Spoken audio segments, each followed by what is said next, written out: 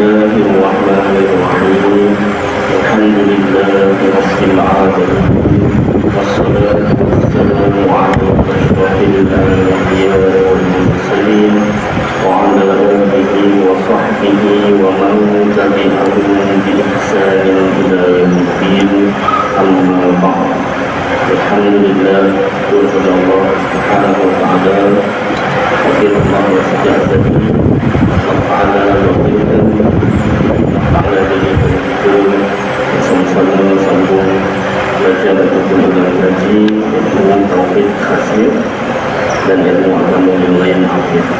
Seperti biasa pengurutan selawat Ibrahimiyah kita baca sama-sama. Allahumma salli ala Muhammad wa ala ali Muhammad kama sallaita ala Ibrahim wa ala ali Ibrahim barik ala Muhammad wa ala ali Muhammad kama barakta ala Ibrahim wa ala ali Ibrahim fil alamin innaka hamidum majid. Alhamdulillah yang bersama Tuan Pengurusi Masjid Taman Sri Sungai Perdana, Mati Tuan di Badan Pengurusi Masjid, Barisan PDP Masjid, dan tersegi Tuan-Tuan Imam, Tuan-Tuan Bidang Muslimin Muslimat yang dirahmati Allah Subhanahu wa taala. Maaf yang lepas saya gigi batuk, ini masih batuk sikit-sikit. Udara pun tak berapa elok kan, elok pakai semula lah itu berita buku tu. Baik, jadi saya mengambil kesempatan ini untuk mengucapkan selamat menyambut bulan Maulidul Rasul Sallallahu Alaihi Wasallam. Ini tahun 1445 Hijriah.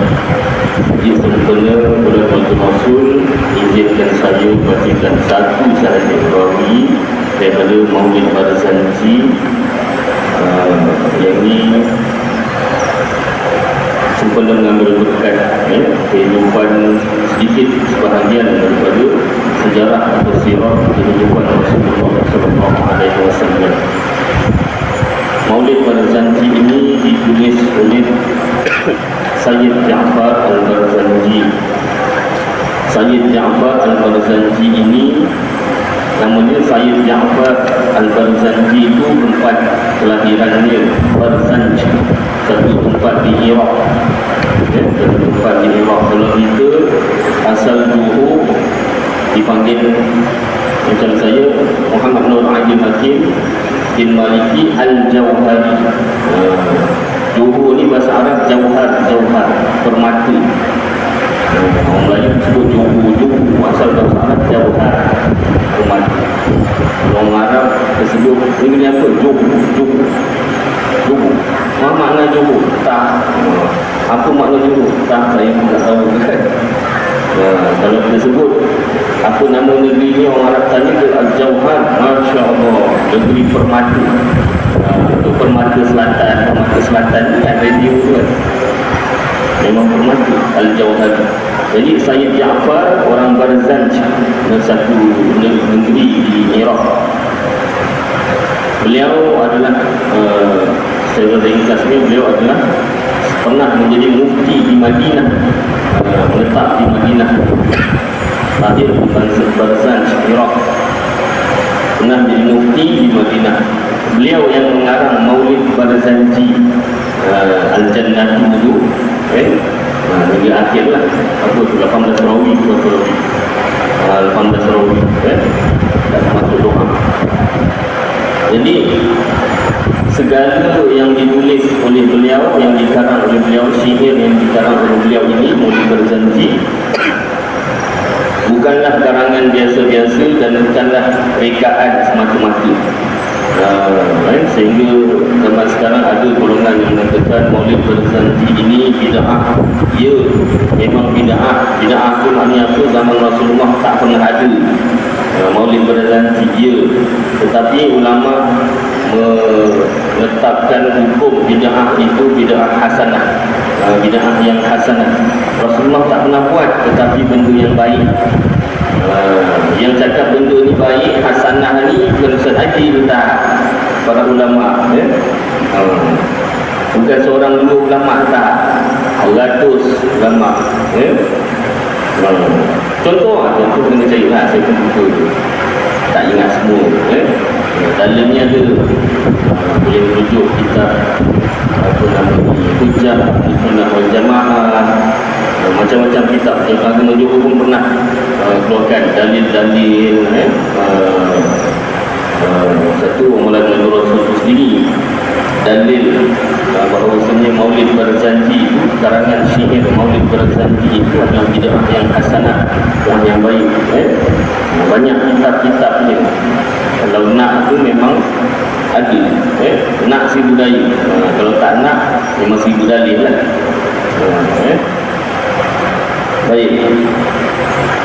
Dan Maulid Barzanji ini darah dia itu 18 rawi panjang. Saya pernah baca straight 18 rawi straight, tak baca yang Melayu, baca Arab sahaja, berlaku lah. Al-Jannatu wa na'imuha, berlaku lah. 18 rawi 3 jam. Pernahlah sekali. Sekali je Ustaz, sekali je. Tak buat lagi dah. Tak lagat. Lagat je kalau nak tu boleh je kan. Tapi pernah buat 3 jam straight 18 rawi, sekali dengan doa berjanji. 18 rawi ini ada syarahnya, dia tu panjang, ada syarahnya. Mana setiap ayat dia tu disyarahkan, dibahaskan, dan dikeluarkan dalilnya, ini hadisnya, ayat ini hadisnya. Itu dalam kitab apa? Madarajus Su'ud ila Iktisabil Bulugh. Kalau silap saya, siapa yang buat? Syekh Nawawi Al-Bantani, orang Banten, Anara, Jawa Timur sini. Kitab Arab, dia tu Jawa Timur, orang Nusantara, tapi kitab Arab, kitabnya Arab. Baik, kita maaf kalau tak berapa sedap lagu ni, dan lagu yang saya pandai. Inilah sikit apa yang ibu saya ajar kemarin masa kecil. Dia masa kecil tu, sebelum sekolah dia dah ngajar dulu. Dia ustazah saya dulu. Apa nama ni, ngajar ngaji. Lepas ngajar ngaji, muqaddam tu, lepas muqaddam ada janji. Ngajarnya tu bukan ngajar mulut je, dengan rotan. Tak dapat rotan, nangis. Baik. Allahumma salli wa sallim wa barik alaihi. Wa kana sallallahu alaihi wa sallam syadidal haya'i wat tawadhu'. Adalah Rasulullah sallallahu alaihi wasallam itu seorang yang sangat pemalu dan rendah hati. Yasrifu na'lahu wa yarqa'u tawbahu wa yahlubu syadahu wa yasiru fi khidmati ahlihi bisiratin sariyah. Itu masuk dalam tamu. Baginda menjahit kasut baginda yang koyak sendiri, menampal baju baginda tampal sendiri, memerah susu kambing baginda sendiri, dan baginda suka membantu pekerjaan rumah tangga dengan senang hati. Kerja-kerja di rumah tu Rasulullah buat sendiri. Jadi kalau isteri kita buat semua, berterima kasihlah. وَيُحِبُّ الْفُقَرَاءَ وَالْمَسَاكِينَ وَيَجْلِسُ مَعَهُمْ وَيَعُودُ مَرْضَاهُمْ وَيُشَيِّعُ جَنَائِزَهُمْ وَلَا يَحْقِرُ فَقِيرًا أَتَطَعَمُهُ الْفَقْرُ وَأَشْوَاهُ.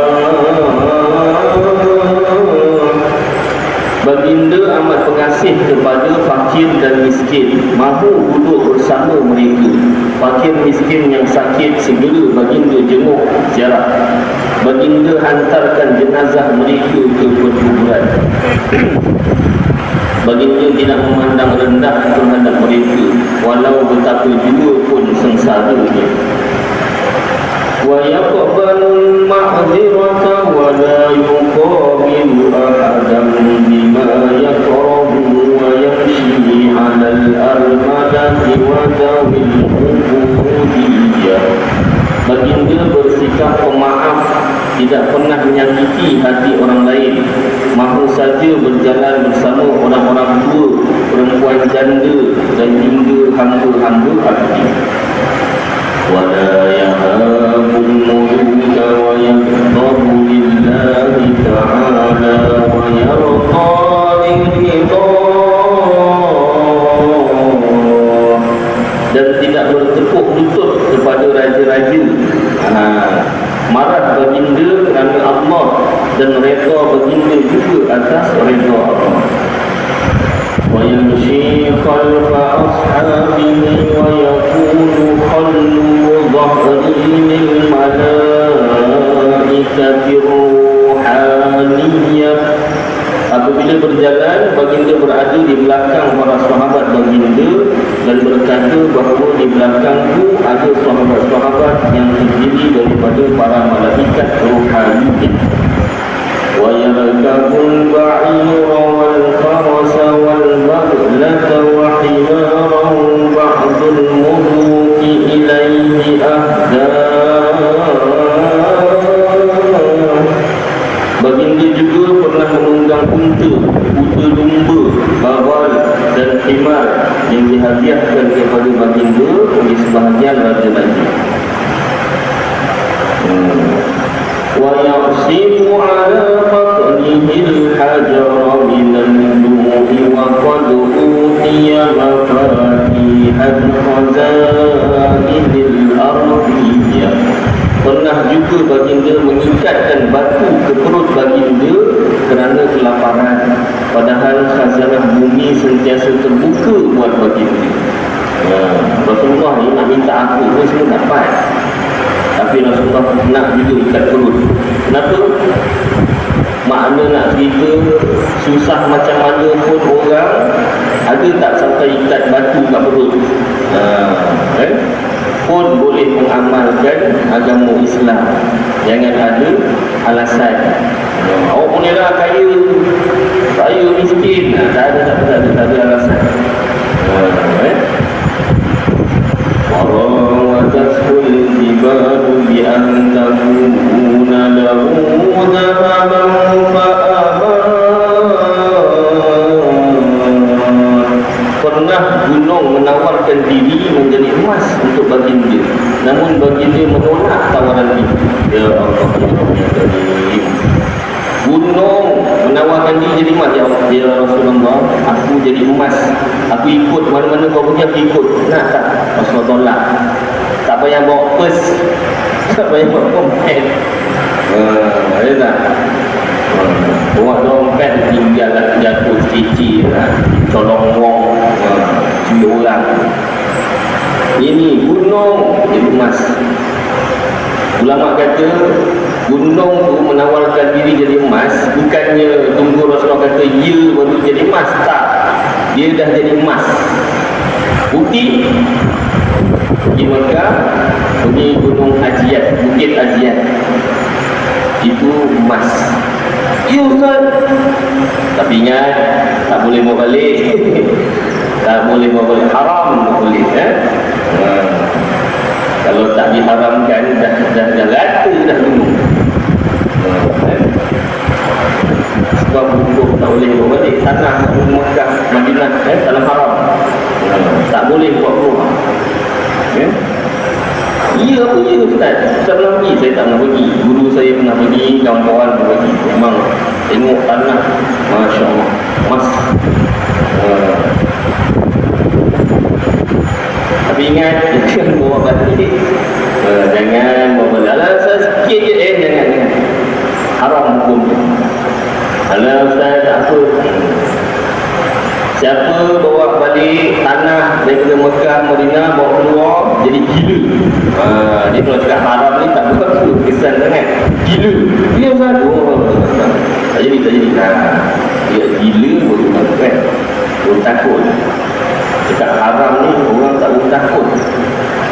bukan sinilah, tempat lain ya. Manusia jangan buang sampah di sini, dekat situ lah dibuang ya. Baik, jadi Rasulullah tolak tak nak. Pasal apa? Tak nak jadi alasan nanti pada umatnya yang miskin untuk tidak mengamalkan agama Islam. Jadi agama Islam sesuai untuk semua orang, yang kaya, yang miskin. Wa kana sallallahu alaihi wasallam yuqillul lagwa wa yabda'u man laqiyahu bis-salam wa yuqimu as-salata wa yaqsuru al-khutab al-jumu'iyyah. Adalah Rasulullah SAW amat sedikit sekali bercakap sia-sia dan sentiasa mendahului mengucapkan salam kepada sesiapa sahaja yang baginda jumpai.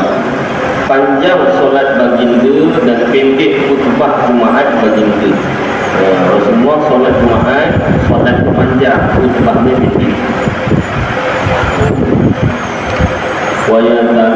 ويتألف أهل الشرف ويكرم أهل الفضل ويمزح ولا يقول إلا حقا يحبه الله تعالى ويرضاه.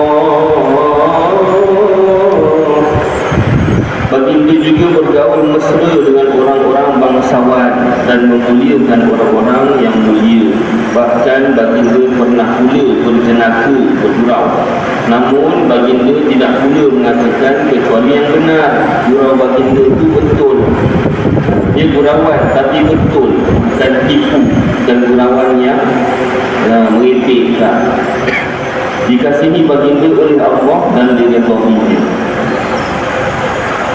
وَهَمْنَا وَقَفَ بِنَا جَوَابُ الْمَقَالِ عَنِ الدِّرَاةِ فِي الْحَلْبَةِ الْبَيَانِيَّةِ.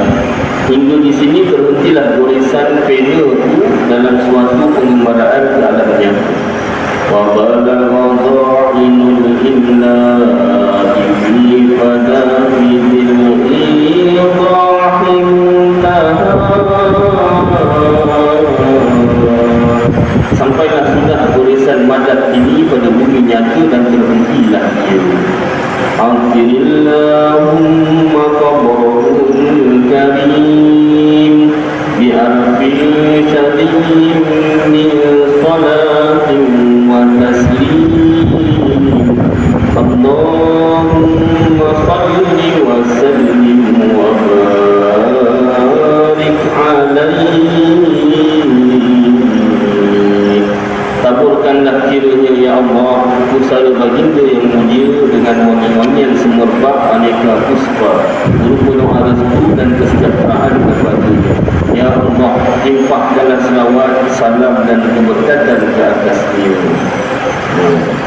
Ini mudah-mudahan diberkatilah kita dari insya-Allah berkat salah satu sebahagian kisah hidup baginda Rasulullah SAW. Dan antara rahmat yang dibawa oleh Rasulullah SAW yang sangat besar iaitu akidah. Baginda Rasulullah SAW mengajarkan akidah yang betul terhadap Allah Ta'ala. Sebab itu ulang kaji, belajar dah bab tauhid ni, bab akidah, ulang kaji lagi supaya lebih kukuh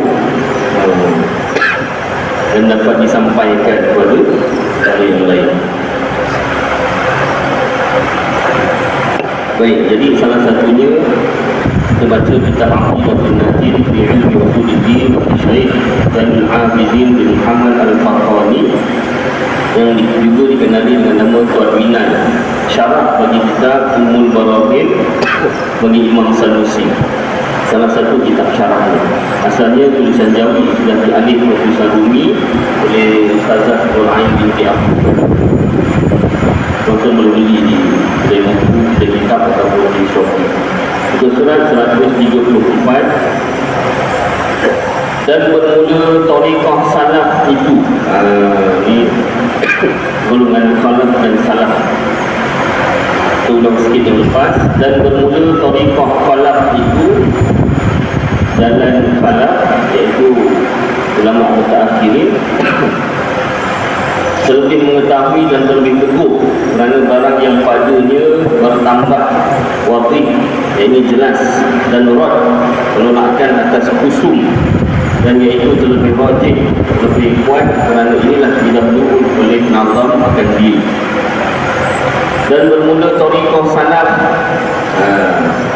Jadi kalau untuk ulang kaji, ulama salaf ni iaitu orang yang kemudian daripada 500 tahun selepas kewafatan Rasulullah SAW.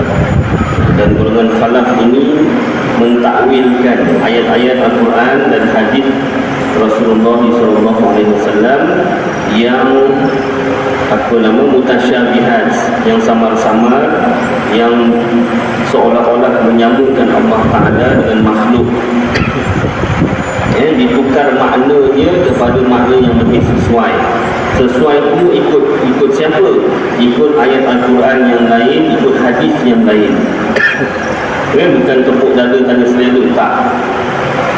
Baik, kemudian kita tengok pula golongan salaf.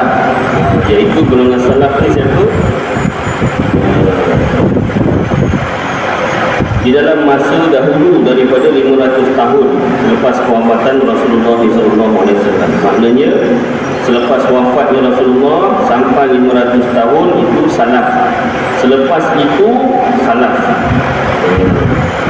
Dan bermula tariqah jalan salaf itu terlebih selamat. Ulama-ulama salaf yang itu pada ayat-ayat Al-Quran dan hadis-hadis yang mutasyabihat menyerahkan makna sebenar kepada Allah Ta'ala, tetapi tetap menafikan keserupaan, tetap menafikan bahawasanya Allah, tetap mengatakan bahawasanya Allah itu tak serupa dengan makhluk. Percaya, yakin itu memang ayat Al-Quran, itu memang hadis, tetapi menyerahkan maknanya kepada Allah, tidak menentukan makna yang lain. Dan bermula jalan salaf itu terlebih selamat kerana barang yang di dalamnya selamat daripada mentakyinkan, menentukan maknanya. Terkadang ada ia bukan murad dan kendaki bagi Allah Ta'ala, maka zahir daripada barang yang ditakdir itu muafakat sama oleh salaf dan khalaf atas menyucikan Allah Ta'ala daripada makna yang mustahil, yang menunjuk atasnya oleh demikian yang zahir itu. Beza salaf dengan khalaf ni, salaf tidak menentukan makna lain, serah pada Allah. Pada ayat-ayat yang mutasyabihat, ayat Quran dan hadis yang mutasyabihat, tak ditentukan makna yang lain. Bukan yang lain, tak ditentukan maknanya. Ayat itu ada, tak diubah, tapi maknanya serah pada Allah. Itu salaf. Khalaf menentukan makna yang sesuai. Bukan ubah ayatnya, ubah perkataannya, tidak. Tetapi menentukan makna yang sesuai. Sesuai dengan apa? Ayat Al-Quran yang lain, sesuai dengan hadis yang lain. Berdalil. Penyesuaian makna itu berdalil, bukan ikut suka hati, tidak. Walaupun berbeza dari segi memaknakan, salaf tidak memaknakan serah pada Allah, salaf menentukan makna yang sesuai, tetapi kedua-duanya sepakat pada menyucikan Allah Ta'ala daripada makna yang mustahil, yang menunjuk atasnya oleh demikian yang zahir itu. Dua-duanya menyucikan Allah daripada sifat penyerupaan Allah dengan makhluk. Hati-hati, dalam kitab sebut salaf, dia tidak mengatakan contoh ayat yadullahi fawqa aydihim, tangan Allah di atas tangan mereka. Yadullah, kataan Yadullah, tangan Allah itu salaf dan khalaf, dua-dua menyucikan Allah daripada makna yang mustahil.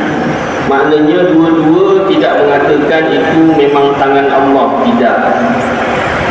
Salaf juga mengatakan itu bukan tangan Allah. Yadullah, ma makna Yadullah, apa makna Yadullah? Serah kepada Allah sahaja makna yang sebenar. Tetapi bukanlah Yadullah itu tangan Allah, tidak. Ayat Yadullah ada dalam Al-Quran, tapi maknanya salaf kata serah kepada Allah. Bukan salaf ni mengatakan Yadullah tangan Allah, ya memang tangan Allah, tetapi tangan yang sesuai dengan Allah. Tak. Bukan begitu penafsiran oleh ulama salaf. Hati-hati, sebab ada yang mendakwa salaf tu, ulama salaf tu, sahabat mengatakan ayat Yadullah memang tangan. Memang tangan tu, itu yang apa-apa ni, penafsiran ataupun konsep salaf tu berbeza dalam kitab-kitab Ahlus Sunnah wal Jamaah. Dalam kitab-kitab Ahlus Sunnah wal Jamaah, salah satunya kitab Aqidatul Najin, mengatakan bahawasanya golongan salaf ini tidak mengatakan Yadullah tu memang tangan, tak. Golongan salaf mengatakan Yadullah, ayat Yadullah, perkataan Yadullah itu memang ada dalam Al-Quran, haram diubah, tak boleh diubah, tetapi maknanya diserah kepada Allah semata-mata.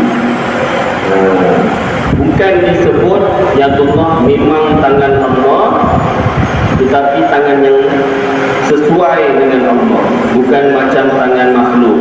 Dan begitu. Hati-hati ya. Hati-hati. Baik. Jadi konsep salaf itu pun ada yang sudah tersalah ertikan. Baik. Dan atas takwil ijmali, disambung atas takwil ijmali, takwil ringkas, kerana bahawasanya mereka itu memalingkan oleh mereka itu akan nas, Al-Quran dan hadis yang memberi waham, yang memberi kesamaran, memberi kekeliruan, penyerupaan Allah dengan makhluk. Itu daripada zahirnya yang mustahil atas Allah Ta'ala. Mustahil Allah Ta'ala itu serupa dengan makhluk. Itu pun berdalil dengan ayat Al-Quran, iaitu laisa kamitslihi syai' dan walam yakul lahu kufuwan ahad. Dua ayat Al-Quran. Tetapi mereka itu bersalahan, tak sama, berbeza pendapat, kemudian daripada yang demikian itu pada ta'yin murad, menentukan makna daripada demikian nas itu, Al-Quran dan hadis, dan tiada ta'yin, tiada menentukan, kerana dibinakan atas waqaf, atas firman Allah Ta'ala. Kenapa ada dua golongan, salaf dan khalaf? Dua golongan ini, salaf dan khalaf ini pun, yang mana salaf ini tidak menentukan makna, khalaf menentukan makna, itu pun perbuatan mereka dengan dalil ayat Al-Quran. Salaf ni, ulama salaf tidak menentukan makna, berdalilkan ayat Al-Quran. Khalaf ni menentukan makna yang sesuai pun dengan ayat Al-Quran, dalil ayat Al-Quran. Apa ayatnya? Ayat yang sama.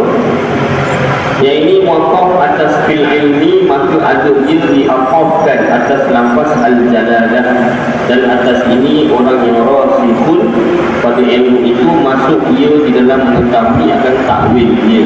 Maka aturan ayat a'udzu billahi minasyaitonir rajim. Bismillahirrahmanirrahim. Wa ma ya'lamu ta'wilahu illa Allah warrasikhuna fil ilmi yaquluna amanna bi. Shadaqallahu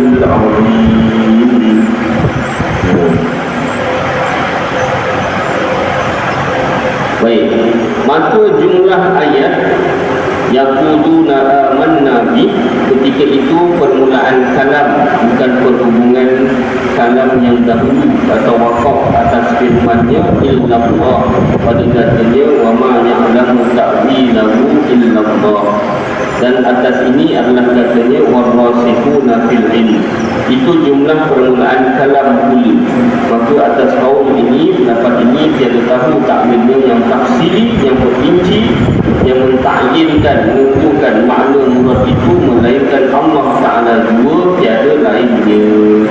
Maka pada kaum ini, pendapat ini berlakulah atas kaum salaf yang mentakwil oleh mereka itu atas jalan ijmal, ringkas. Maka ditafwid, diserahkan makna muradnya itu kepada Allah, dan hasilnya bahawasanya apabila datang pada Quran atau sunnah hadis oleh barang yang memberitahu ia dengan mentafwidkan jihad, yakni arah bagi Allah, atau jisim badan, atau rupa muka, atau beranggota atau badan, nescaya muafakat oleh ahli hak dan lain daripada mereka itu, melainkan kaum mujassimah, kaum sesat mujassimah, dan kaum musyabbahah, kaum sesat musyabbahah atas takwil yang demikian itu. Kerana wajib ditanzih, dimuliakan, disucikan akan Allah Ta'ala daripada barang yang menunjukkan atasnya oleh barang yang tersebut itu dengan sekira-kira zahir dia. Maka setengah daripada barang yang boleh waham akan berjihad itu firman Allah Ta'ala. Baik, jadi dalam ayat yang sama ini, golongan khalaf, golongan yang kemudian mewakafkan ayat Al-Quran wama, dan tidaklah ya'lamu, mengetahui ta'wilahu, takwilnya, takwil ayat-ayat mutasyabihat, illallah, melainkan Allah, warasikhun nafil ilm, dan orang-orang yang apa namanya bersungguh-sungguh warasul fil ilm, pada ilmu. Jadi ulama lah. Jadi ulama khalaf wakafnya pada hujung ayat. Yaquluna amanna bi, disambung illallahu warasikhuna fil ilm. Oleh sebab itu ulama khalaf, ulama kemudian, ulama mutaakhir mentakwilkan, menentukan makna yang sesuai berdasarkan dalil ayat ini.